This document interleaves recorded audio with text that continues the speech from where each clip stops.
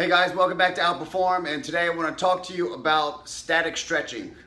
Static stretching has got a bad rep in the past 10 years or so. It went from the best way to warm up to the worst way to warm up. There was some research done in the 80s that showed that static stretching lowered your output performance, or should I say your power output. So your ability to contract your muscles or your fast twitch fibers in a speed event or a power output situation, as far as like a football game, trying to tackle someone, sprinting, things like that. It showed that your output was lower.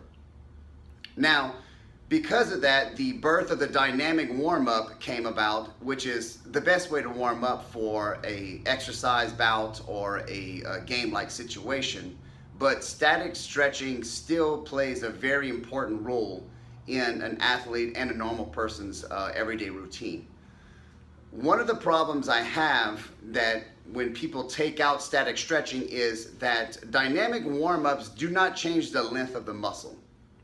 So you need to understand that the reason why you stretch is to re-lengthen the muscle that got shortened from not being used or overused.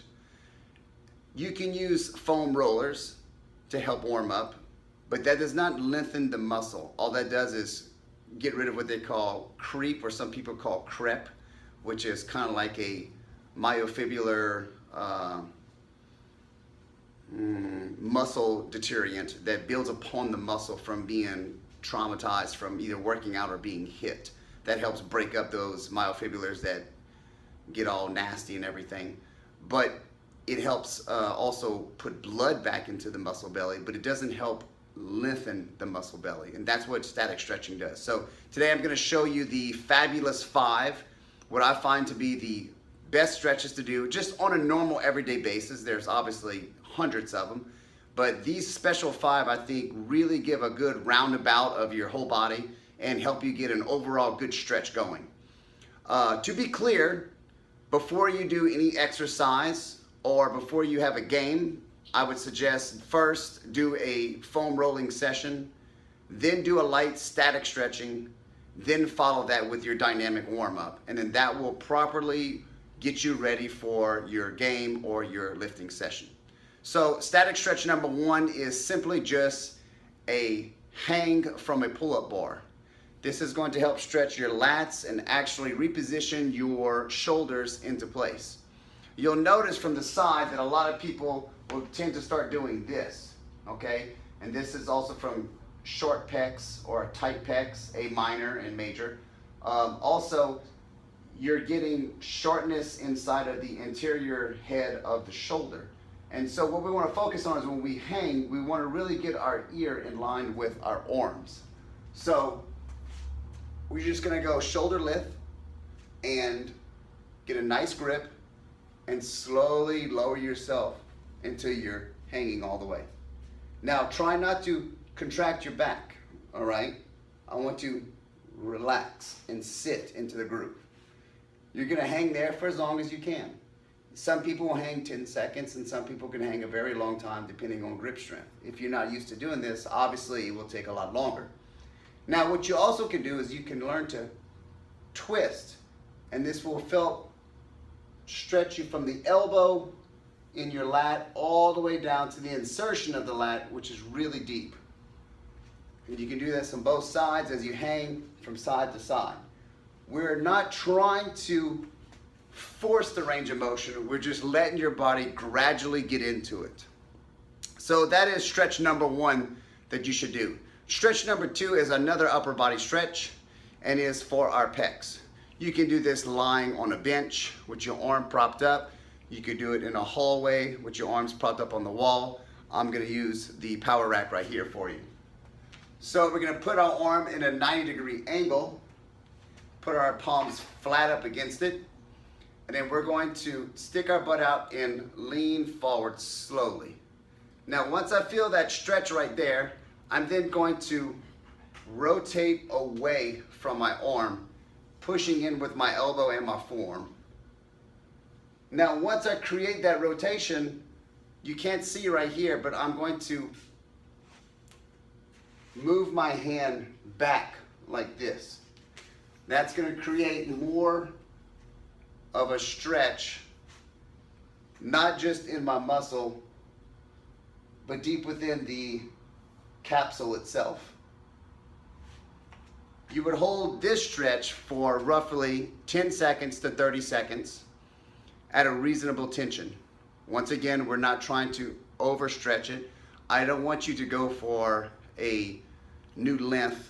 I just want you to open yourself back up and get your body prepared. So that way when you actually perform your dynamic warm-up, you can move more freely, okay? If your chest is open, you can move a lot easier when you're doing arm swings compared to when you're like this. This is the Walking Dead zombies. This is an athlete, okay? So all right, now let's go to the ground and check out the other three. Okay, these are the next three stretches I have for you. Okay, so the next one is going to be the crossover stretch. I'm sure a lot of y'all have seen this, but I do it a little bit differently. So I'm gonna try to step back so you can kind of see my feet. And so what I'm gonna do is, you can put your hands on your hips, you can put them out to the side, whatever feels comfortable for you. You're gonna take your left foot and cross it over your right foot, all right? Now, you usually shift your butt back, bend over, and touch your toes.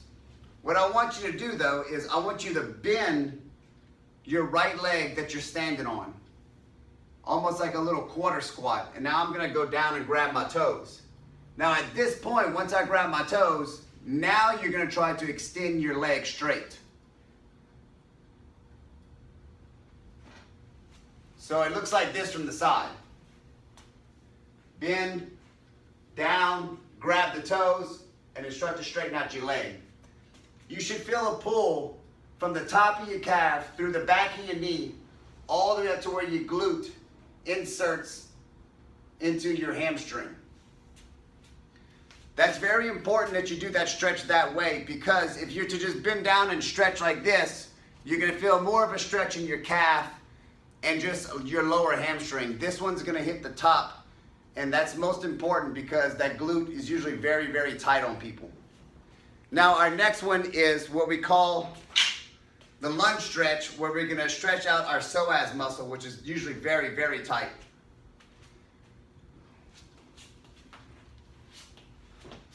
So I'm gonna get in a lunge position.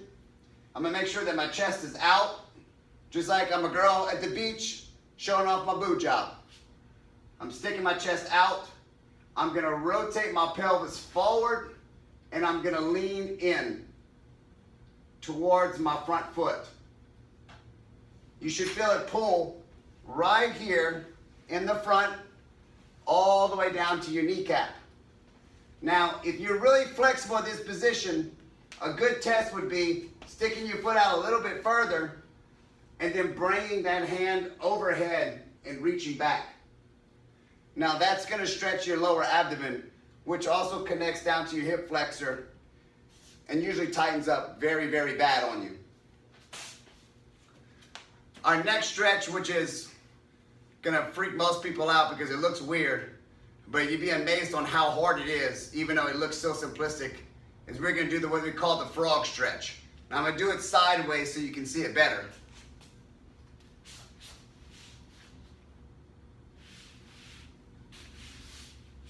I'm gonna split my knees out and arch my back. And I'm going to rock forward onto my elbows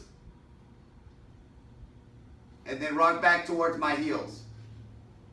Rock back forward, dropping my hips, then rock back. You can rock this back and forth as many times as you like, as you feel comfortable.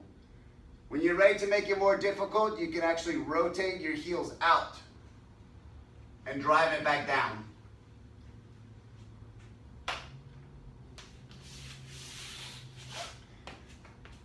These are what I call the Fabulous 5 stretches. Don't be like me. I was the same way.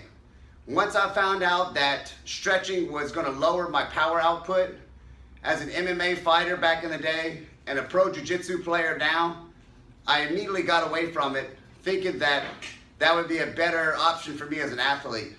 And I couldn't have been more wrong.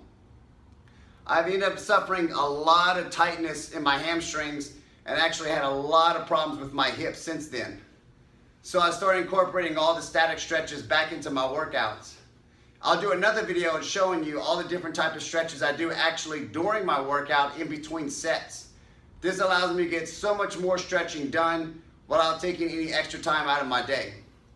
I hope this video works out best for you. If you have any questions on any stretches that you would like to learn, please message me. Thank you.